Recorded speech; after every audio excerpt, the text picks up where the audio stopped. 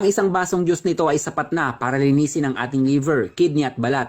Ang gagawin lamang, kumuha ng sibuyas, isang pirasong malaking sibuyas, 10 pirasong kalamansi. Pwede din gumamit ng lemon. Mas prepared ko ang fresh kalamansi. Tapos 4 or 5 pirasong bawang. Lagyan ng 1.5 basong tubig. Pakuluan sa loob ng 8 minuto. Depende sa inyo kung lalagyan nyo ng ibang pampalasa tulad ng asukal or honey. Basta mahalaga, mainom nyo. Ang benepisyo ng pag-inom ng ganitong juice ay nalilinis ang ating bituka. Kolesterol nyo tunaw dito. Mapapansin nyo din sa pag-ihi nyo, may mapapansin kayong sebo-sebo. Basta nagsama-sama ang bawang, sibuyas, kalamansi, fully loaded yan sa vitamin C. Grabe immune system nyo dyan, biglang lalakas. Ang bawang, sibuyas at kalamansi din ay matinding antioxidant sa taglay. Kung may nagbabantang mabuong cancer cell sa ating katawan, auto-kill yan sa kombinasyon ng tatlo.